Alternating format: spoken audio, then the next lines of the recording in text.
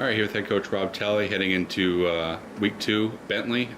Coach, just first off, I guess Bentley week comes around and there's really not a whole lot more you need to say than that with the rivalry between these two teams. Yeah, it's really one of those games that you throw records out, and it really comes down to a lot of, which team wants it the most. And we've had some great games since I've been here, and just over the history of both programs, we've had some really good contests. So we kind of expect the same thing tomorrow night. Just looking back on Bloomsburg, we talked about after the game, really at the end of the day, an opportunity lost, it felt like, with that game. What have you guys learned from watching that again, I'm sure a few times, and that you're able to pull from that game moving forward? Well, I think the biggest thing is, we always talk about taking care of the football, where when you turn the ball over 5 times, it's really hard to win. And just a lot about the little details, because even with the turnovers, it comes from a lot of details and really fine-tuning that. So this week we really focus on those aspects of the game that are really going to put us in a position to win and try to eliminate the things that are going to help us lose. So we've had a good practice. We're excited about it. We're able to learn from it. The defense really played well, but I think when they look back on it, there's still a few plays that they like back. And then offensively, we just, we realized that, we have to play our part, and even from a special team standpoint, we need to pick up our play. We didn't play up to the level that's expected of us on special teams. You mentioned the defense, obviously had a pretty strong game. Again, Brian Harrington once kind of steps in, leads you guys with 11 tackles, but also a player new to the defense is Peter Talley Jr., who made his debut. Just talk about those two guys and how they were able to make an impact. I think Brian just very consistent and kind of really picked up where he left off. And so, we've come to expect him to play really well. And then Peter Talley is a guy that we had, and we felt really good about a year ago, and then he lost a year due to an injury. But he's hungry. He hasn't played since he's been here, and but a really good football player, really aggressive player, and we're excited to have him on the field. Defense, again on defense, you guys limited them to 13 yards passing, which is kind of a crazy number when you think of. Certainly in the second half, there were some aspects that played into that. But talk about defensive backs, really limiting them. And I mean, I think you guys had 3 or 4, blocked passes, and maybe not the turnovers, but were certainly effective. Yeah. But I think whenever he comes to defending the pass, it starts up front. Where I think we're able to get pressure on him, so the quarterback never felt really comfortable. And I think from a secondary standpoint, we're just really able to play tight coverage.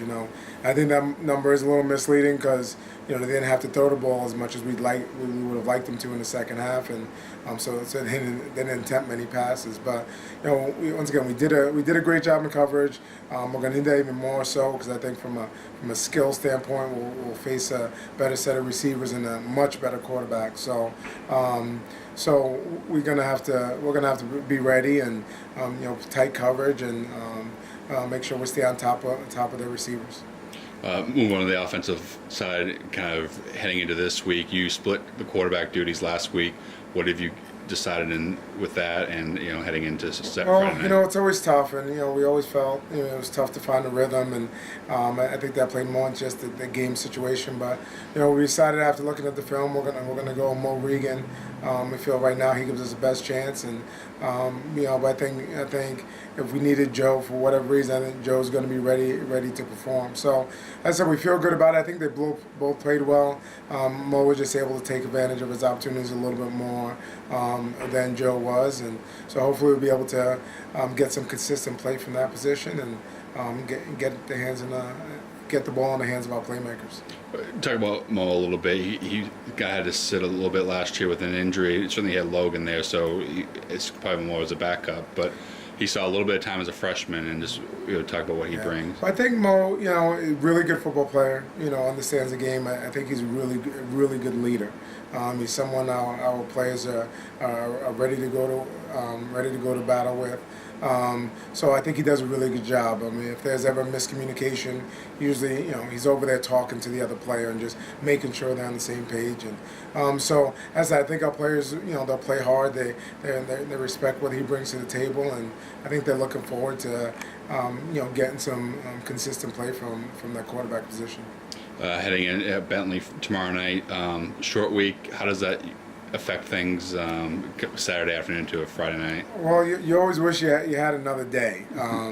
So we wish we had another day to, first of all, let people mend up from a treatment standpoint, and then also just from a installation standpoint. But we were able to, we had a decent camp. We had a lot of different concepts on both sides of the ball that, that we had installed because we knew the short week was coming. So now it's just a matter of making sure we don't get too crazy with our installation and our kids know exactly what's going on, and really making sure they're in a position to be successful. But wish we had a couple more games on Bentley, but they're a new staff there, so we really have the one game to go off of. So we'll have to be ready for something different. We know we'll get it, and then hopefully with our base concepts and our base teachings are going to be able to help us deal with whatever we see.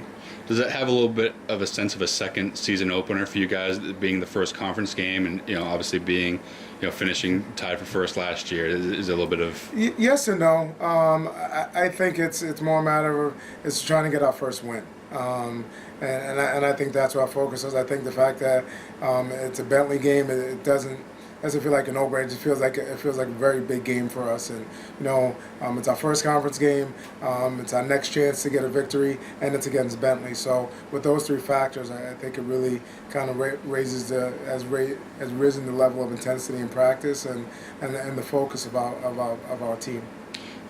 So you mentioned new coaching staff at Bentley. Certainly someone you're familiar with, who got his, I guess, kind of start as a coach on your staff your first year. Just talk about what you're seeing from them. Obviously, being one game, but well, I think the one thing where Coach Kavanaugh is that I always felt he was tough. I think he was a tough football player. And I think even as a coach, I mean, his players were tough as a result of his coaching. So I think you see that with the team. I mean, they're a little more of a running emphasis than you've had at Bentley in the past, and they want to be able to run the football. So I just think that piece of it.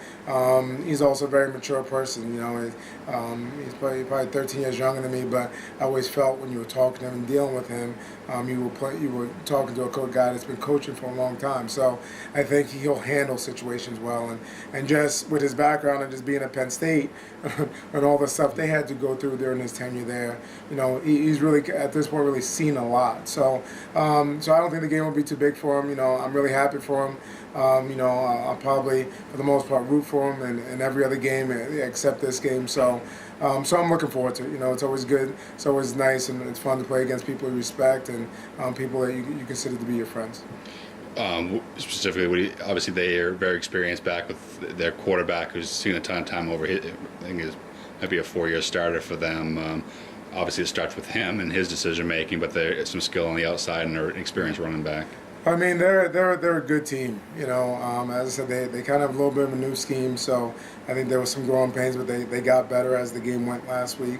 And their quarterbacks played a lot of football, and we're going to have to give him a bunch of different looks, keep him guessing and realize, he's going to have some success and just try to limit the big plays. And then you have Jeff Hill on the outside who's, I believe he had only 2 catches last week, so I'm sure he's chomping at the bit a little bit because he's a guy that's used to catching, really double passes more in the double-digit range. So, and he's a big target. He's a guy that can stretch the field. So, and then running back, they really have 2 quick backs that can, once again, really gain some yardage, and they want to run the football. So, those are all things. First and foremost, you got to stop the run, and then try to force them into predictable passing situations.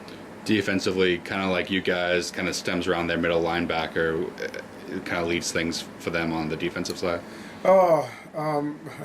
Blake Hopwood. I was hoping he graduated. He's a graduate. He didn't play against us last year. Really good football player.